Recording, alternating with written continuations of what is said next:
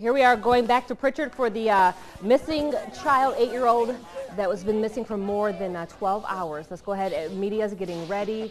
There is Chief Rowland that Jasmine just alluded to. Here's the Chief of Police.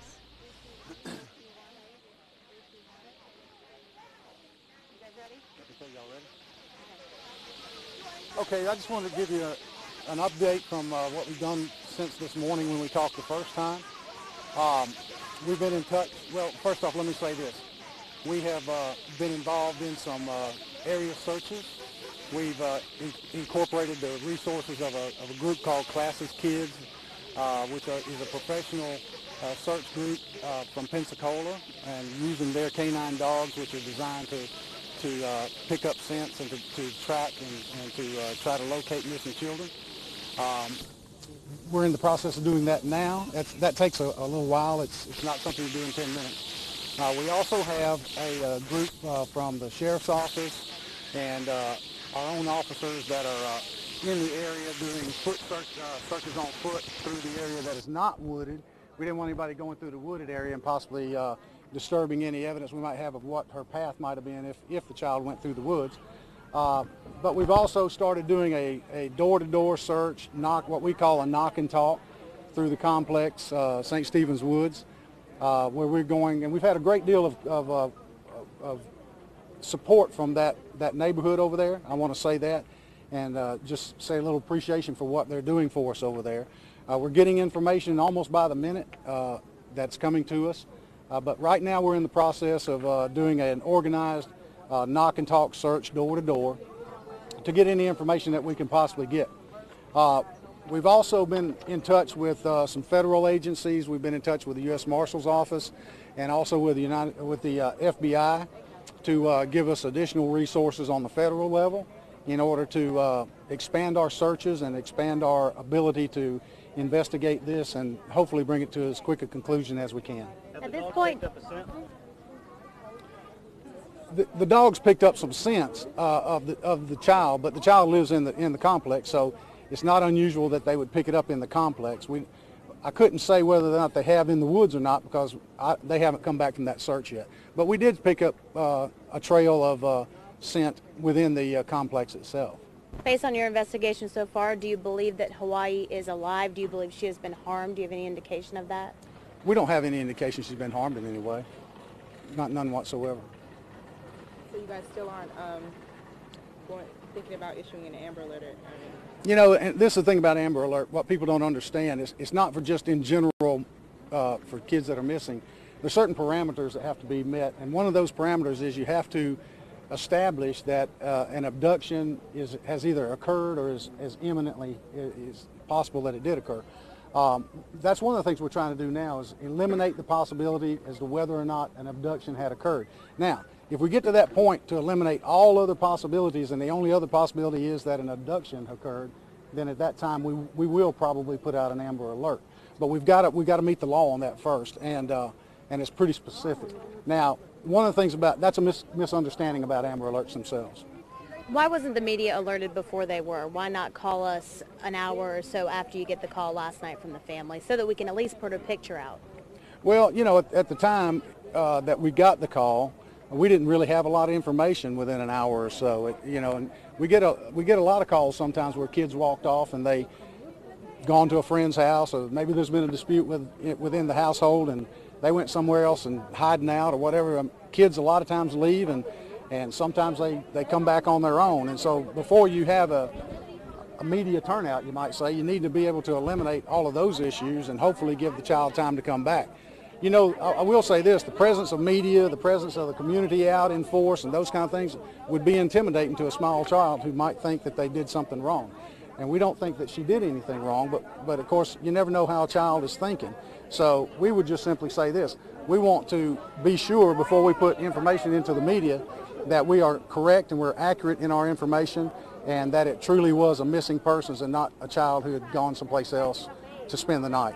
So if at this point you don't believe she was abducted, what do you think happened? Do you have any indication of what you think may have happened at this point? Well, I'm not saying she wasn't abducted. I'm simply saying that we're eliminating all the possibilities before we say she was. To say she was is premature at this point. Have you spoken with family members since we spoke with you last? Oh yeah, I talked to them just a few minutes ago. I've spoken with the family members. That's all I can tell you. I mean, there's quite a few family members there. Have you guys talked to the father at all? We have. We've talked to him. Yeah. Has her scent been picked up in these woods back here? Well, as I said a while ago when he asked, I don't know that yet because they haven't completed that search. They haven't come back and they haven't notified me of that, so I don't know yet. You know, we're still in this thing. The search, that's a big wooded area right there. It's going to take a while for them to go through it.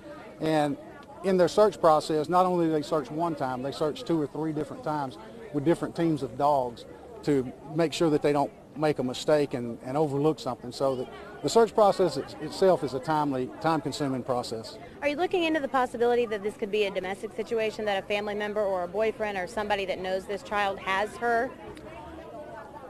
We're considering everything.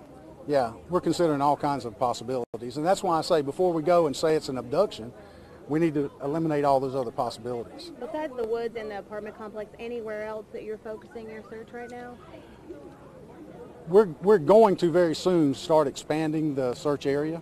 We actually have some citizens and some different community groups that are out in the neighborhoods and the surrounding neighborhoods that are walking through those neighborhoods and just looking and calling out for her and trying to locate the girl.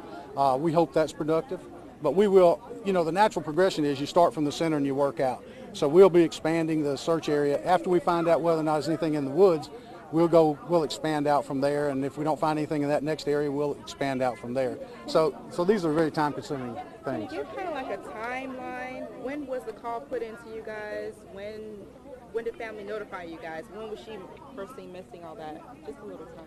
Yeah, well, we do know that she got home and that she was home around 4 or 4:30, and that she had left sometime around 4:30 or so to go to a relative's apartment in the same complex.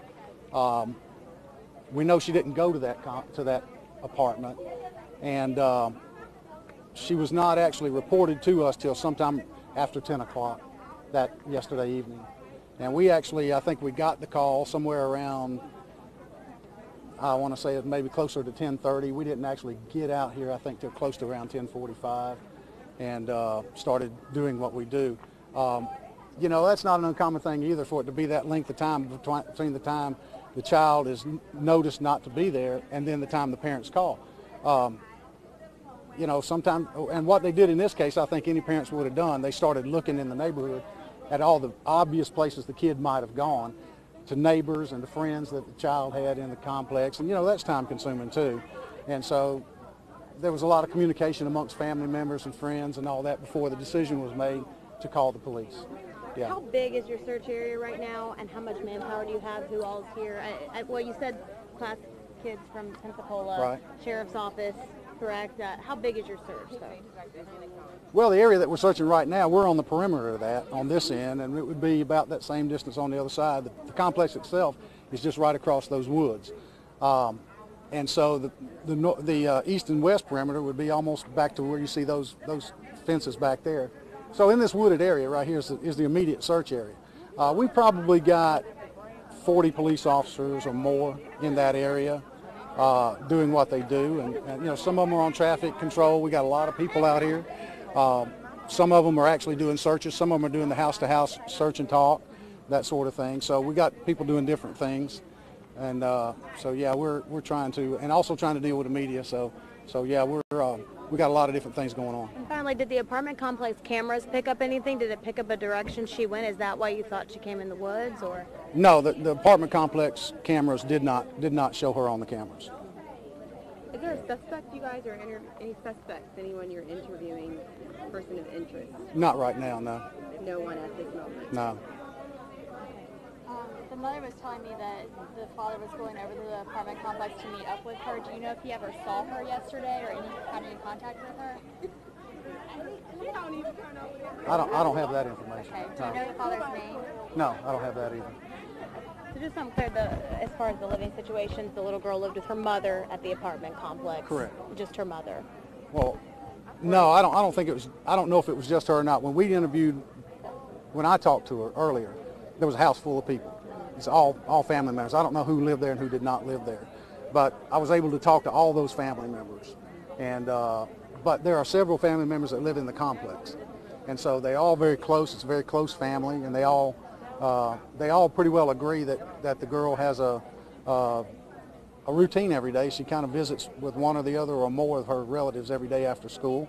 And we pretty well were able to establish that when she got off the bus yesterday, that she, when she got home, we know she was home at a certain time, and that she left there specifically to go to another relative's house to play, and that she never got to that location. So who saw her last? When was she last seen again? Would that be her mother? That was her grandmother. Her grandmother stays with her every day. Yeah, yeah. And the dogs, are they from Pensacola with Klaas Kids, or are they with you guys? They're from Pensacola, yeah. We also have some county canine dogs out here too, but we hadn't deployed them yet. And we were hearing too that this little girl had a history almost of disappearing or wandering off, or is that not the case? I don't have that information. I hadn't even heard that. Okay. Yeah. Or maybe they meant she was just used to walking around the apartment complex. I think she was comfortable in the complex. She had other relatives that lived there, and she's well known over there. Has a lot of support from the community over there, I've got to say. And so we feel like, that if any information does develop that'll be helpful to us, somebody there will give it to us. Yeah. Thank you. Thank you, Chief. Thanks a lot. Thank you. If you're just tuning in, the breaking news, we're checking in on the search for this missing 8-year-old. That is Hiawayi Robinson. Take a look at your screen.